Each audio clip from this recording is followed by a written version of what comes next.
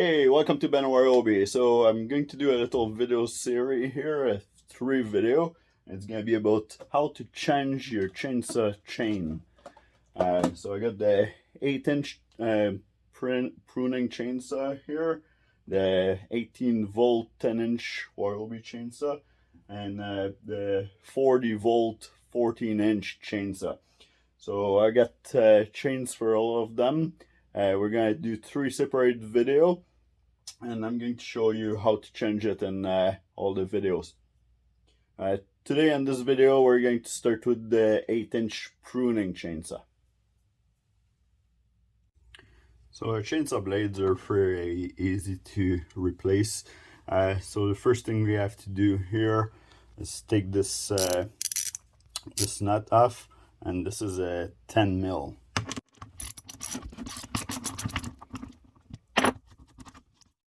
So after you take the nut off, just be careful you don't use this little plastic washer here and this little metal ring.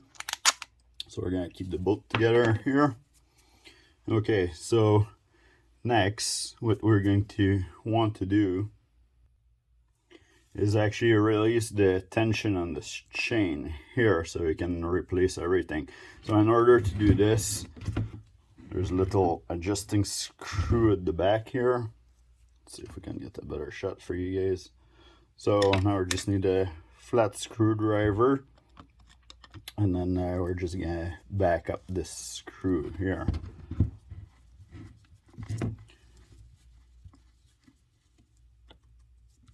Okay, so that might be good enough. Let's try that.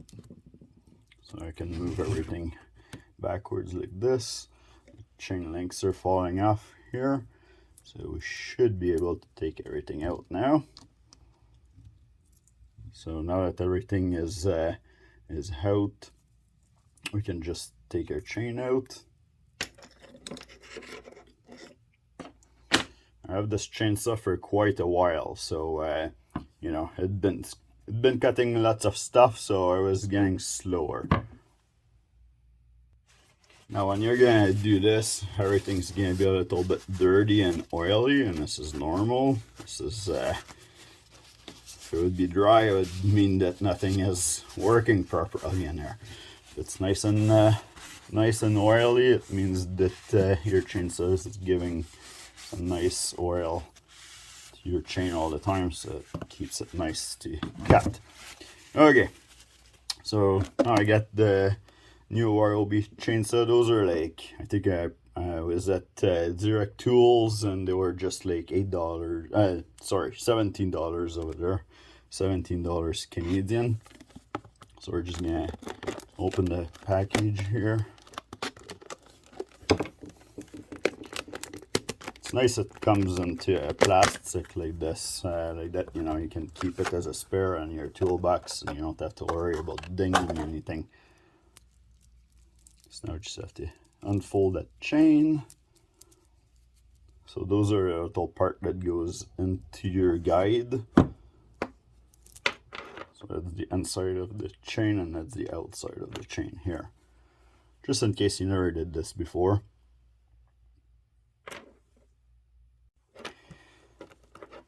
Now you see the arrow here, so that tells you the direction that the chain's supposed to go. So the top plate here, the chain's supposed to go that way. So in order to make sure, because you don't want to install your chain backwards, because it'd be easy to do by just flipping it over like this.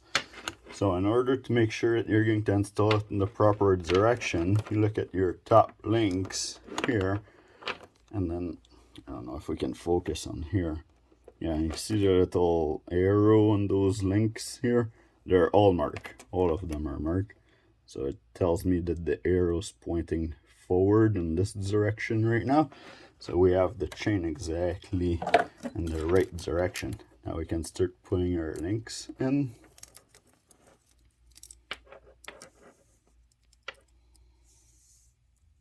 So now that we have most of the top one put, we can put some tension on this chain here, and then go actually and put it around the little motor here. So now the next thing that we have to do, I'll take this off for a second. This pin here, that's for your adjuster, because your adjuster moves this pin back and forth like this to put tension or release tension on there. It tells you here, adjusting black. So you want to make sure that this pin here goes into this hole. So, but first you have to put it around the motor, and then we're going to move it just so that we catch that pin. And then you have to try to center this little piece here into that center of the groove. Okay. So now that it's like that, we can close it. There's not enough tension right now on the chain. You want to make sure that this actually like went in between the, you know, those holes here. So this is where your guide is supposed to go. So just make sure that the chain can go all the way in here. And if it's not, then you can just move your chain a little bit and then, you know, rotate it a little bit until it goes in properly. So now in order to keep everything stable so that you can adjust it properly, we're going to put this guard back in.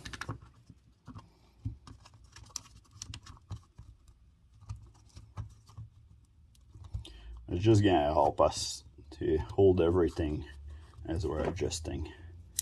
Now before because we have to adjust it, like when you're putting this back together, don't go all the way, like see now it's stopped, so back it up just like maybe a quarter turn or so that you can actually move the adjuster. So now we're going to adjust our tension for our chain.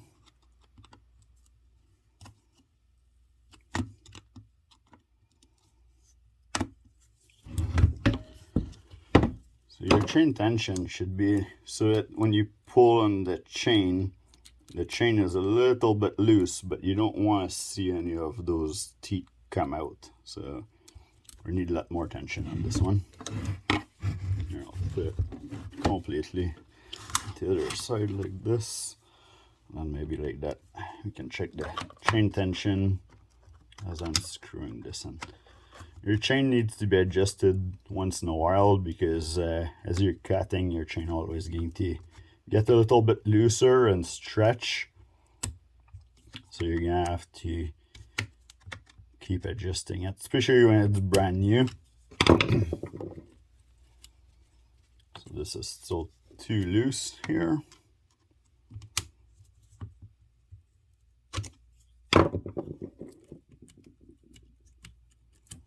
So this is a good tension here. See, I can pull on it, and even if I pull hard, the tooth at the bottom don't come out of the groove. You want it a little bit loose like this so that it's actually free on your guide. You can try to move it too. You might want to wear a glove when you do that so you don't cut yourself, but so yeah, as long as you can move it freely. So because if it's too tight, it's gonna bind and jam up into the ring here and the groove and into your motor. So having it a little bit loose like that lets it turn around no problem. And then but it's actually like, so it's not too loose, not too tight.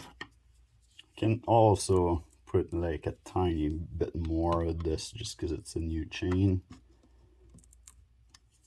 We want to make sure we don't put too much now. All right, so this is perfect for me.